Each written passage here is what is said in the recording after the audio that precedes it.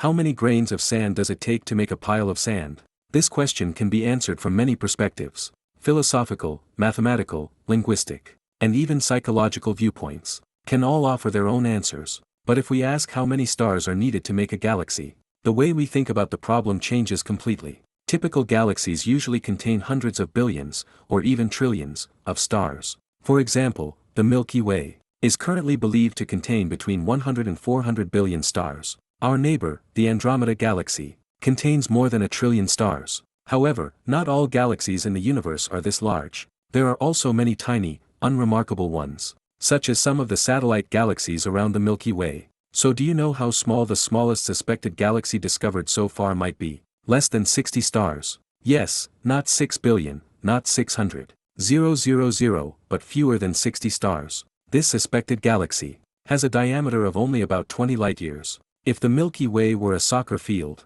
then this galaxy would be nothing more than an ant on the grass. It is an object discovered not long ago, and one that remains highly controversial today. Ursa Major III. Why can something with only a few dozen stars be considered a galaxy? The story begins with a sky survey. In astronomy, discovering new objects often doesn't require high-resolution telescopes, but rather careful, methodical scanning, sweeping the sky bit by bit, and selecting every suspicious candidate object. Ursa Major III was discovered in exactly such a project. The project was called the Ultraviolet, Near-Infrared Optical Northern Survey. It was a massive collaborative survey carried out by multiple telescopes, specifically targeting the northern sky. Normally, the sky seen through a telescope is far more dazzling than what we see with the naked eye. Countless stars, clusters, and nebulae densely fill the heavens. Trying to find a faint extragalactic object in such a crowded field is usually extremely difficult. If it's too distant or too small, it simply cannot be seen. So astronomers usually search near the Milky Way,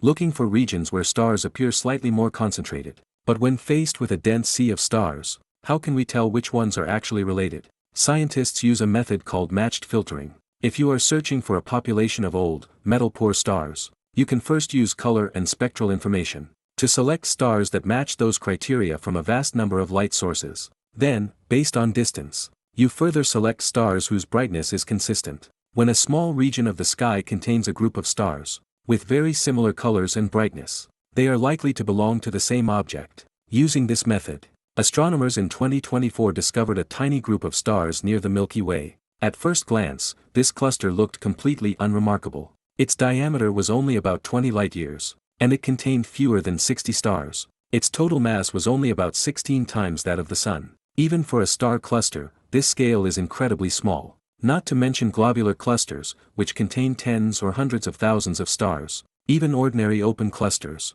contain far more stars than this. More importantly, a star cluster this tiny should, in theory, be quickly torn apart by the Milky Way's tidal forces. Yet this little cluster appears to have existed for more than 10 billion years. How could such a small body resist the Milky Way's powerful gravitational tearing? Could it be wearing some kind of protective armor, such as a dark matter halo? Indeed, many galaxies, including the Milky Way, could not remain stable at their observed rotation speeds. Without the protection of a dark matter halo, they would have flown apart long ago. So if this group of stars, like the Milky Way, were also wrapped in a halo of dark matter, it might actually stand a chance of survival. But if that were the case, this group of stars would be more than just a star cluster. It would likely be an independent galaxy. In other words, when distinguishing between a star cluster and a galaxy, the key criterion is usually whether it contains dark matter. No dark matter means it's a star cluster. With dark matter, it's a galaxy. Of course, for this group of stars, the dark matter armor is only a preliminary hypothesis proposed by astronomers. In science, qualitative ideas are not enough, quantitative evidence is essential. Whether these stars are actually embedded in dark matter must ultimately be decided by data. To determine whether a group of stars contains dark matter, scientists generally use a method based on velocity dispersion measurements, which involves several steps. The first step is to estimate the total mass of all the stars, based on their brightness and color, known as the luminous mass. As mentioned earlier, this value is about 16 solar masses. The second step is to use spectrographs to measure the line-of-sight velocities of these stars via the Doppler effect. The third step is to combine all the velocity data and calculate how the stars move relative to one another, yielding the velocity dispersion. Finally, using Newtonian mechanics, scientists calculate how much mass is required to keep these stars gravitationally bound. at the observed velocity dispersion. This mass is called the dynamical mass,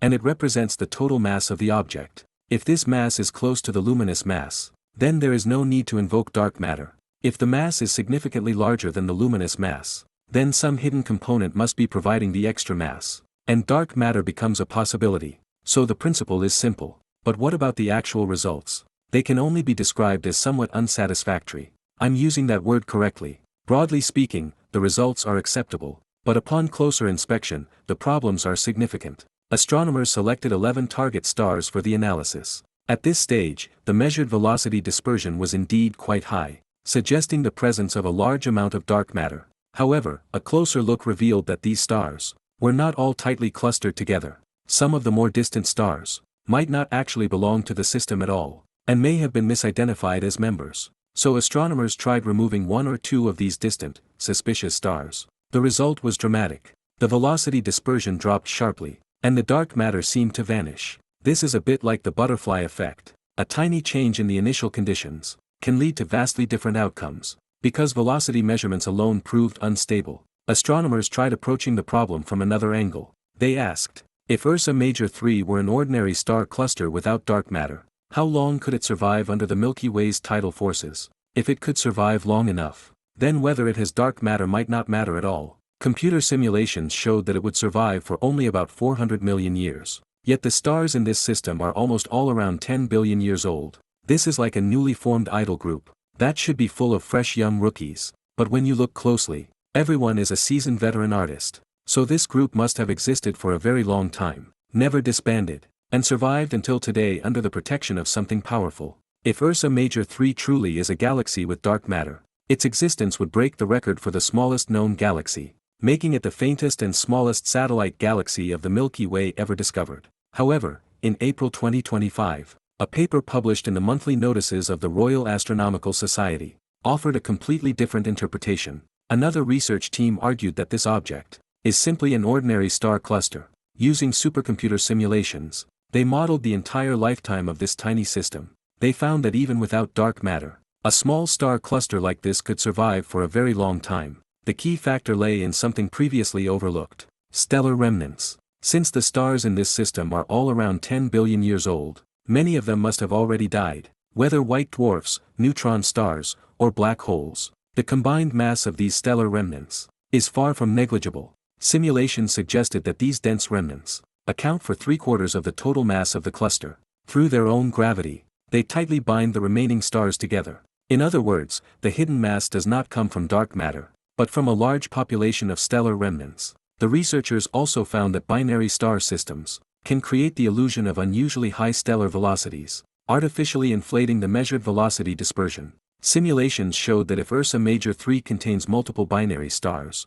it could easily be an ordinary star cluster, without any need for dark matter. In addition, the researchers proposed another way to test for dark matter. Look for low-mass stars. As star clusters move through space, low-mass stars are easily flung out. But in galaxies protected by dark matter halos, low-mass stars are less likely to escape. The problem is that low-mass stars are very faint and difficult to detect. So in the future, if the James Webb Space Telescope can detect enough low-mass stars there, the object is more likely to be a star cluster. In short, the true nature of Ursa Major III has not yet been fully resolved. It may reshape our understanding of the smallest galaxies, or it may force us to rethink how long star clusters can survive. But regardless of the final answer, science advances precisely through debates like this.